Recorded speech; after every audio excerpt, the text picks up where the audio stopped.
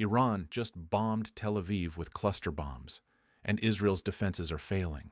That's the headline. That's the feeling it's designed to trigger. And if you felt your brain jump straight to, this is the turning point, that's normal, because cluster munitions are one of the most emotionally loaded words in modern war. But before you let that headline harden into fact, we need to slow down for 10 seconds and do what the algorithm never wants you to do. Separate what's been reported, what's being claimed, and what's being sold. Because cluster bombs over Tel Aviv can be partly true in one way, exaggerated in another, and weaponized in a third, all at the same time. So here's exactly what you're getting in this breakdown up front so you don't have to wait for value. First, what's actually been reported about Iran using cluster munitions and strikes on Israel, including areas around Tel Aviv. Second, what cluster bombs means in this context, because it doesn't necessarily mean a plane dropping old-school cluster canisters the way your brain imagines it. Third, whether Israel's defenses are failing or whether something more subtle, and frankly more dangerous, is happening. The defenses are being forced into a probability game where even a small number of leaks can create a massive psychological and political effect. And I'll give you the mini payoff right now. The biggest story isn't Israel has no defense. The biggest story is that cluster-style effects are designed to punish the idea of perfect defense. They're meant to turn one successful penetration into 10 smaller problems. And that changes how people feel, how leaders respond, and how markets price risk. Now let's start with what's actually been said publicly. Israeli officials and Israeli military spokespeople have stated that Iran has used cluster munitions multiple times in this conflict. Separately, there have been reports of Iranian missile impacts in central Israel where authorities described submunitions consistent with a cluster-type warhead, some of them landing in or near the greater Tel Aviv area and causing injuries and damage. Iranian state media has also claimed the use of cluster munitions in missile salvos. So the baseline reality is not pulled out of thin air. Credible reporting and official statements indicate that cluster munitions have been used in some form in this exchange. But here's where people instantly get manipulated.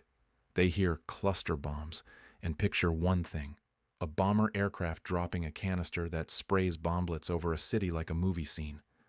That's not necessarily what's being described here. What's being described, based on multiple reports, is more like this: a ballistic missile warhead that opens during descent and disperses multiple submunitions over a wider area. Same category of harm, same indiscriminate danger, but a different delivery method than the mental image most people have.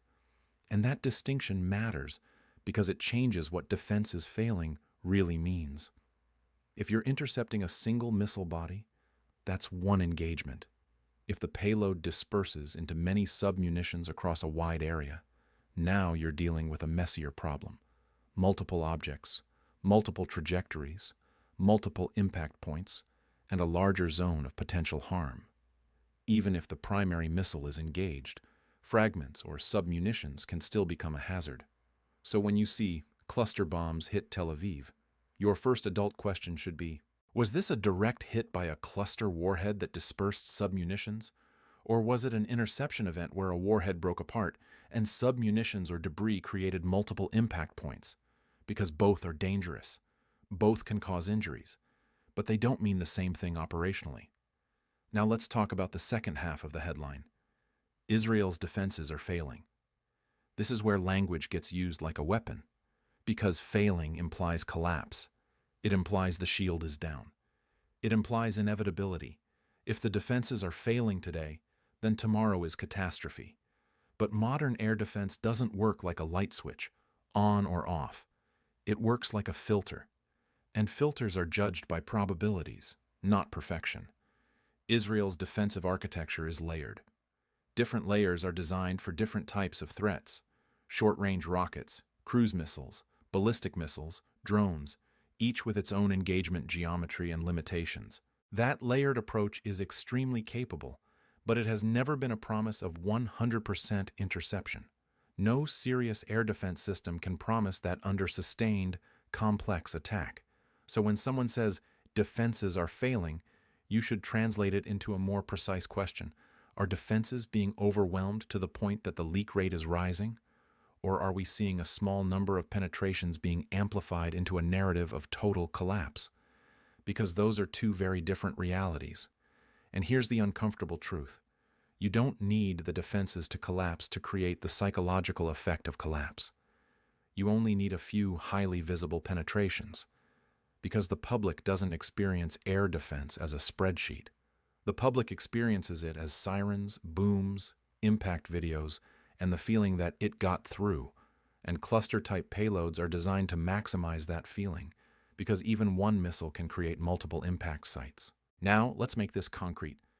Imagine you're an air defense system trying to stop threats in real time. You're doing 5 things at once: detect, track, identify, decide, and engage. Now, add a threat that can either split into many objects or scatter submunitions on descent.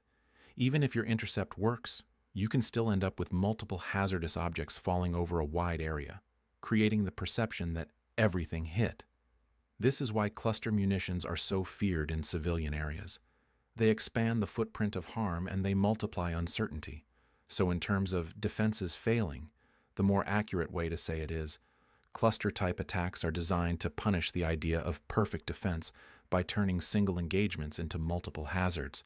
That's not the same as the shield is down. Now, I want to address another layer of manipulation that is already happening. People are mixing together 3 separate things and calling it one story. 1. Israel intercepting many incoming missiles. 2. Some missiles or components getting through or causing impacts. 3. Cluster-style effects creating multiple impact points from a single event. When you mash those together, you can post a video of multiple impacts and claim, Iron Dome collapsed, even if the majority of threats were intercepted and the system is still functioning. That's why the phrase, defenses are failing, spreads so easily. It doesn't require math. It requires emotion. Now, does any of this mean Israel's defenses are doing fine and this is all hype? No. Cluster munitions used against populated areas are serious and dangerous. Even a single event can injure people, cause widespread damage, and create unexploded submunitions that threaten civilians afterward. And that's another reason this is such a big story. Cluster munitions don't always end when the explosions end. Unexploded submunitions can remain on the ground and harm people later, which turns one attack into a lingering hazard. That's why this topic produces such strong reactions, and why international humanitarian groups criticize cluster munition use near civilians. Now, let's talk about why Iran would use this type of payload in the first place. Again, not to endorse it, but to understand the logic. Because in modern conflict, a weaker side doesn't always try to win by outgunning the stronger side. Often it tries to win by changing behavior.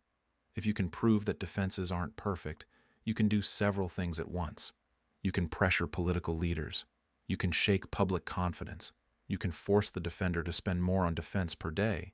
You can create economic and psychological cost that ripples beyond the battlefield. And you can pull international attention into the story, because cluster munitions carry a unique stigma and outrage factor. So even a limited use can be a strategic messaging play. Now we need to talk about what people mean when they say Tel Aviv. Sometimes they mean the city proper. Sometimes they mean the greater metro area. Sometimes they mean central Israel. In breaking news cycles, those labels get used interchangeably, which makes the story feel bigger or smaller depending on the framing. So the disciplined way to interpret these reports is, there have been reported cluster-type impacts in central Israel, including areas near the Tel Aviv region. That's a serious claim, and it aligns with what Israeli officials have been stating about cluster munition use. But Iran carpet-bombed Tel Aviv is not the same claim, and you should not let those blur together. Now, here's the key question. How do you tell whether defenses are failing in the meaningful sense? 3 signals. Signal 1, the trend line. One penetration is a crisis moment. A rising penetration rate over multiple days is a capability story. So watch whether the number of successful penetrations is increasing, decreasing, or staying roughly stable as both sides adapt. Signal 2, behavior change. Do Israeli authorities change posture in a way that suggests they believe the defensive picture has shifted? More alerts, more protective measures, changes in guidance, visible changes in how assets are deployed. Behavior is a confession. Signal 3, the opponent's repeatability. Anyone can get lucky once. The question is whether Iran can repeat cluster-type effects consistently despite countermeasures. If it's repeatable, it's a bigger strategic issue. If it's sporadic, it may still be tragic and serious, but it's not proof of a failed defense system. Now, let's address the part that people don't like because it kills the vibe of their favorite narrative. Even when defenses work, war can still look like chaos. Because defenses don't stop sound. They don't stop fear. They don't stop debris. They don't stop the fact that some things will get through. And a single missile that produces many submunitions can create more visible chaos than multiple conventional strikes, because it spreads impacts. That's why this is being described online as defenses collapsing. Not necessarily because the system stopped functioning, but because the attack type makes the visible footprint larger. Now, I want to pivot to the human reality for a moment, because it's easy to talk about systems and forget what this means.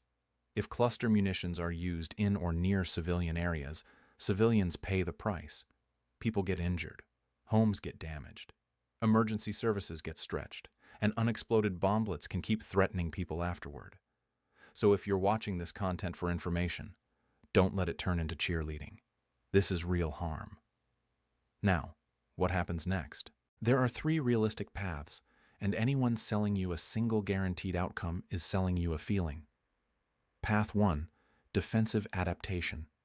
Israel adjusts procedures and posture, and the leak rate remains low or gets lower. Cluster-type effects remain a concern but don't become a sustained pattern. Path 2, escalation in complexity. Iran continues mixing threat types, drones, missiles, decoys, and cluster-style payloads to create more opportunities for leakage and psychological impact. Defense continues working, but the cost rises, and the public experience feels worse. Path 3, miscalculation. This is the dangerous one. In dense, high-tempo environments, an intercept or a strike triggers unintended consequences.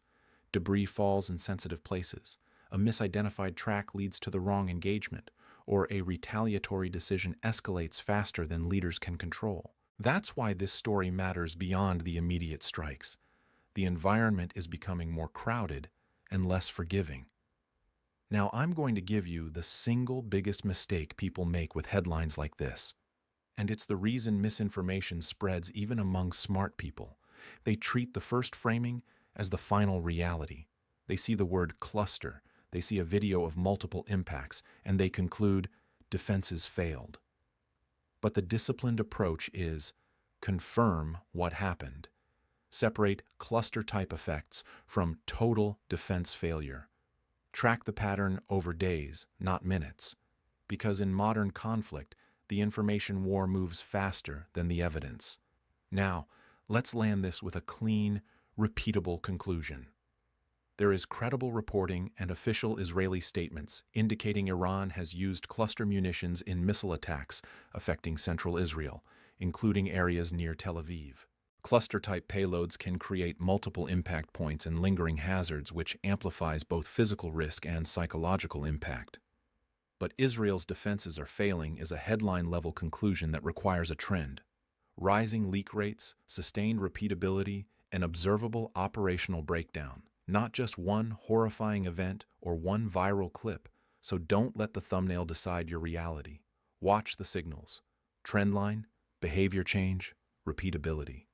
Now, I want your take. Do you think the bigger story here is the physical danger of cluster-type impacts or the psychological strategy, using weapons designed to punish the idea of perfect defense and force political pressure through fear? Drop your answer.